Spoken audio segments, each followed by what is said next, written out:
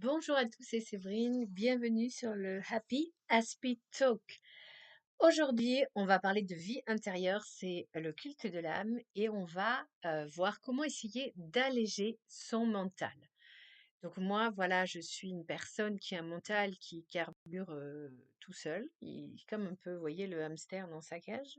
Je suis une personne très très cérébrale, ce qui est le cas souvent des personnes au potentiel, des personnes neuro-atypiques, puisque moi je suis autiste, TSA, et c'est aussi le cas des personnes TDAH. On a comme ça souvent un mental très agité et parfois on est tellement habitué à ça qu'on ne s'en rend plus compte. Et moi, j'ai fait une découverte pendant les vacances, parce qu'à chaque vacances scolaires, je m'éloigne des réseaux sociaux. Je me suis rendu compte qu'une bonne façon d'alléger son mental, en fait, c'était de ne rien faire. Parce que souvent, les personnes cérébrales, on a plein de projets, plein d'idées, plein de choses qu'on veut faire, ce qui est bien dans la vie d'avoir des projets, d'être actif, mais notre problème à nous, c'est que même en fait, quand on est au repos, on a notre mental qui est suractivé. D'où l'important de se dire, je n'ai rien faire, parce que même quand on fait rien quelque part, on fait quelque chose. Donc c'est cette idée, voilà, je réduis ma journée au minimum syndical, aux choses que je suis vraiment obligée de faire.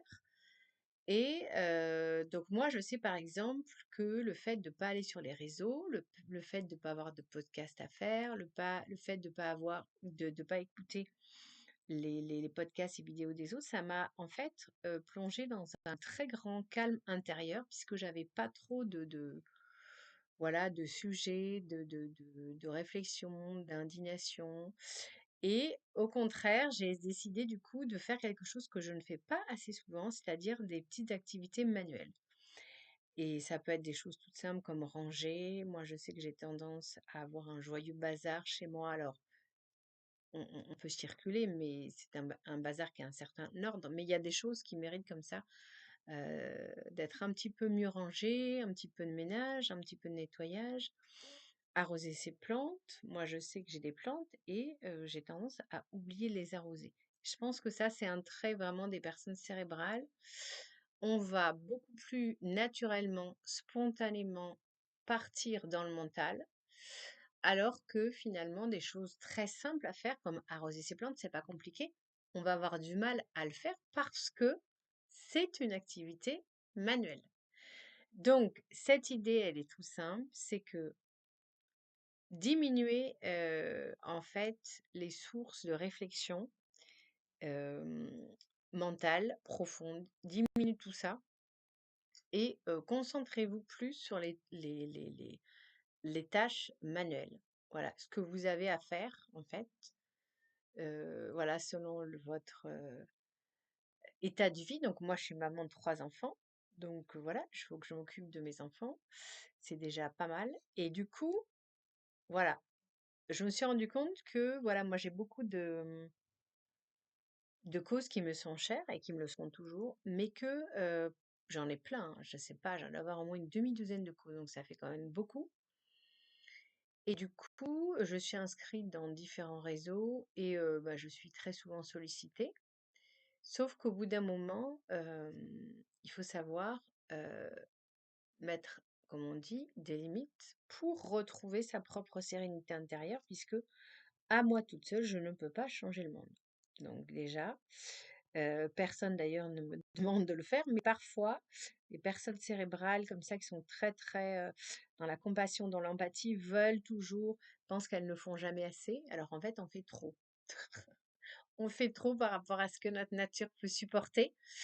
Donc, si on veut être capable de bien servir les causes qui nous sont chères, donc moi par exemple en ce moment j'ai une cause qui m'est très chère, c'est je lutte contre cette loi sur l'euthanasie parce que je pense que c'est une loi en fait qui est indigne des droits de l'homme puisqu'il s'agit en fait finalement de proposer à toute personne qui ne voudrait plus vivre pour X raison, bah, de pouvoir avoir accès à la petite piqûre, alors qu'en fait, la vie, il y a des choses, voilà, difficiles dans la vie, mais si on est bien entouré, on peut avoir le courage de se battre, même si on a des problèmes de santé. Et puis c'est surtout, voilà, une loi qui vise un peu les personnes fragiles, à qui on va dire, ben, ne te bats pas, la vie ne vaut pas la peine d'être vécue si on n'est pas en super santé, si on n'a pas un super boulot, un super pouvoir économique. Alors c'est faux. La vie vaut la peine d'être vécue. Même si on a des problèmes de santé, je suis bien placée puisque moi-même je suis malade. J'ai des revenus modestes et on peut vivre bien avec des revenus modestes. Il suffit de changer tout simplement ses priorités. Voilà. De ne pas céder tout simplement à la société de consommation. Voilà. Donc en fait, voilà un exemple type d'une cause qui me tient à cœur, parce que moi je veux une société plus solidaire où on prend soin des plus fragiles, c'est-à-dire les personnes voilà qui sont en dépression, les personnes qui sont malades, les personnes qui sont handicapées, qui ont des handicaps mentaux, qui ne peuvent pas décider pour elles-mêmes si la vie vaut la peine d'être vécue. Et d'ailleurs, souvent les personnes handicapées mentales sont bien plus heureuses de vivre que les soi-disant personnes super intelligentes. Je pense par exemple aux personnes trisomiques, elles ont une joie de vivre incroyable. Voilà, donc pour bien servir ces causes, il faut s'accorder des moments de repos, c'est très très important. Donc voilà, si vous êtes comme moi, une personne qui a un mental voilà qui est suractivé, la meilleure façon de calmer son mental, c'est de faire des activités manuelles, c'est d'aller se promener, c'est de jardiner, c'est d'arroser ses plantes, c'est de cuisiner, c'est de faire du ménage, du rangement, s'occuper de sa vie tranquillement. Voilà, s'autoriser comme ça des moments. Moi, j'essaie tous les 6, 8 semaines d'avoir comme ça 2 semaines où je me déconnecte de tout et je profite de la vie dans sa simplicité, dans sa beauté, jour après jour. Et bien sûr, ce que je fais aussi, c'est que je médite.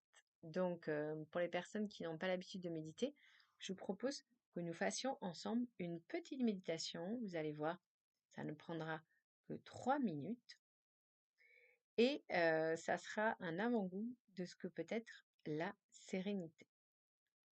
On est parti. Inspirez par le nez.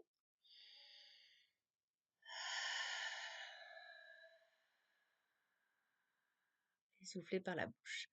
Encore une fois, inspirez par le nez.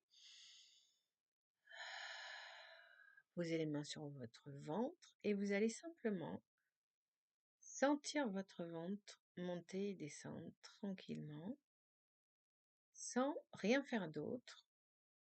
Si vous avez des pensées qui viennent, c'est normal, vous les laissez partir tranquillement et vous revenez toujours à votre souffle. Donc là, je me taire pendant les 2 minutes et demie restantes.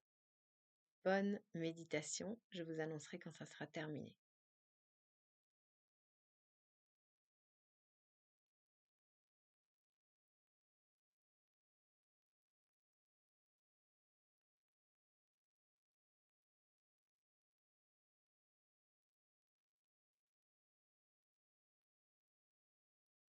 Savourez ce moment que vous vous offrez à vous-même. Vous n'avez rien à faire, nulle part où aller.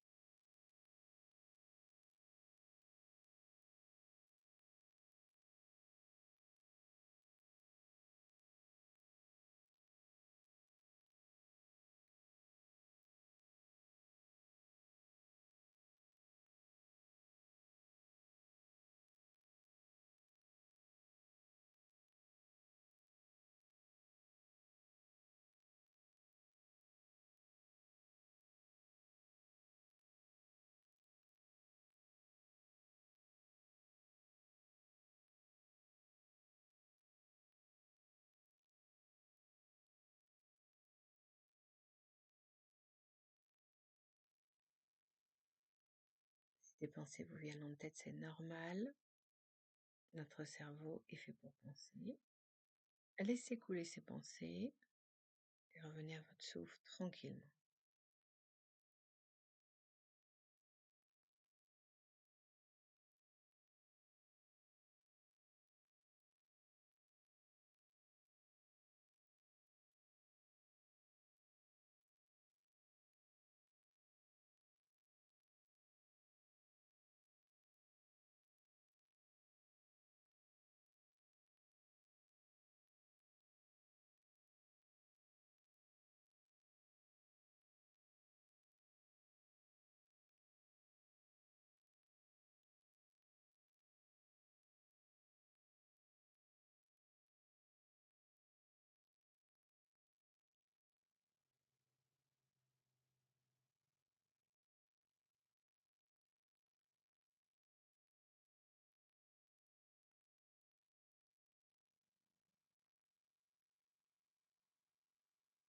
Cette méditation est terminée. Vous pouvez la pratiquer aussi souvent que vous voulez tout au long de la journée. Si ce podcast vous a plu, pensez à liker, à partager. On se retrouve la semaine prochaine. À bientôt.